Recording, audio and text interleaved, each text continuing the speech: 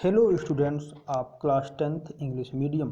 Welcome back to MPS virtual classes. Dear student, today I will teach you another new topic of the chapter The Rise of Nationalism in Europe.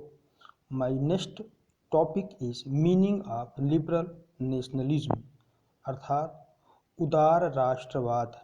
Liberal nationalism मतलब उदार राष्ट्रवाद का अर्थ. Now we start our topic. Ideas of national unity in the early 19th century Europe were closely related to the ideology of liberalism.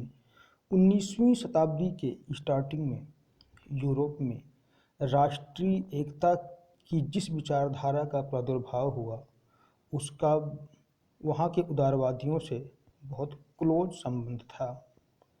For the emerged new middle classes liberalism stood for freedom for the individual and equality of all before the law.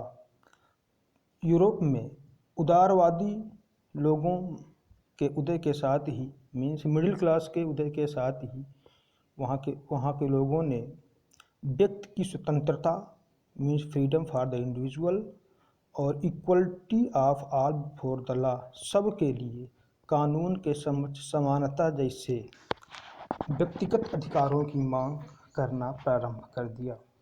Next, in France the right to vote and to get elected was granted exclusively to rich and wealthy person.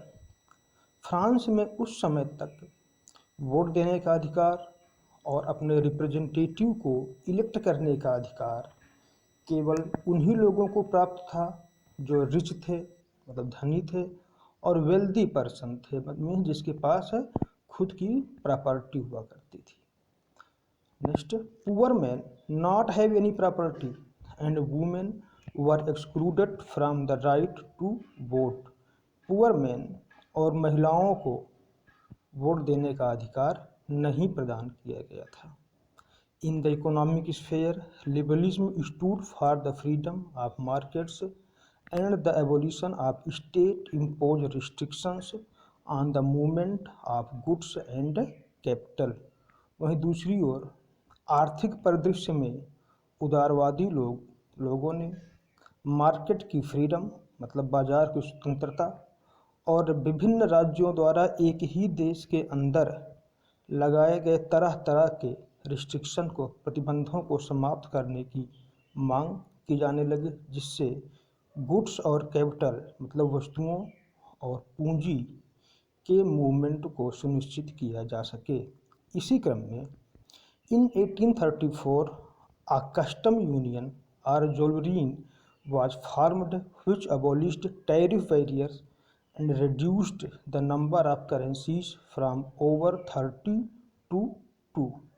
इसी क्रम में 1834 में एक custom union या जोल्वेरीन का निर्माण किया गया जिसे जर्मन सीमा शुल्क संघ के नाम से भी जाना जाता था, जिसके तहत लगाए गए विभिन्न टैरिफ्स को मतलब सीमा शुल्क जो बैरियर्स थे उन सबको एबोलिश कर दिया गया, समाप्त कर दिया गया और जो देश के राज्य में अलग अलग राज्यों में अलग अलग करेंसी का प्रचलन था उनको भी समाप्त कर दिया गया.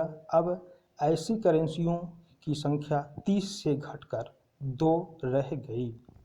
Now dear students, 2 questions for you as homework. The first is what was Zollverein and the second explain what is meant by the 1848 revolution of the liberals. Thank you.